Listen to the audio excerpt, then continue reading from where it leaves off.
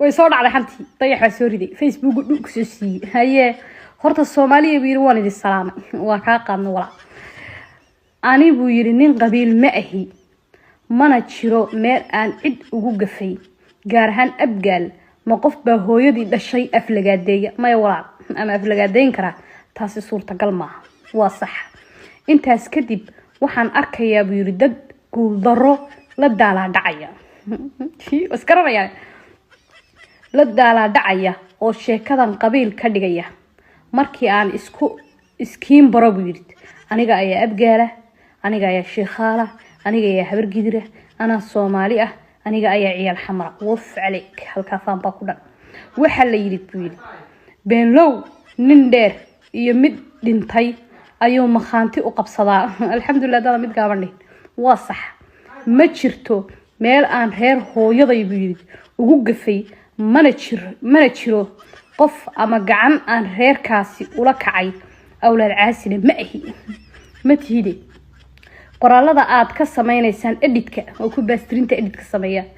oo aad leedihiin bartayda ayay ka soo baxeen waa been abuur iyo bogaando waxa doonaysaan inaad aniga iyo reerkaas isku keendirtaan kadib markii aad weydeen wada kale oo aad dayax ugu soo hagaagtaan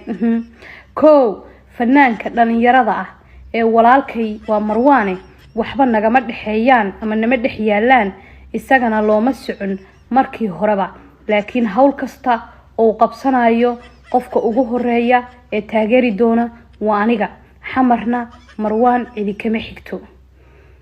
waxa loo socotiyay marka intaasi kadib boorka iska jafa haye korna isku soo qaada qabiilha isku qarinina waxaan jabaad waa dadkan qabiilada koos dhuumanaya hadii dayax u socotaan banaanka u soo baxa na soo baxday soo baxa haydi dhigay waaye hadaa dayax u socotaan banaanka u soo baxa haye dayax oo lagu soo baxaya isug wuxuu yiri dayax waa taqaaniin waxa uu gudo iyo waxa uu galo wuxuu gudo maba jirin fanaan isaga ka horeeyay oo xamar burburkii kadib waa fa ma sha Allah wala warinti burburkii hore fanaan mana araga isaga shiday xamare waxa ceeb buu yiri waxa ceeb idinku filan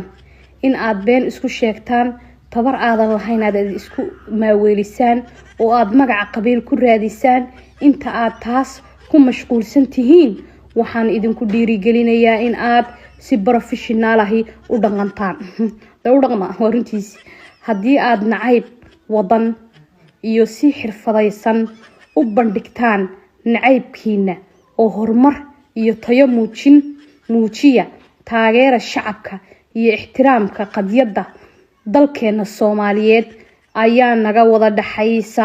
wabillahi tawfiiq the king of city ciyaal xamar qabiil ha ku gaban yiri soo baxa adkaad maxaa kala sugaysan warkii uu dhameeyay soo baxday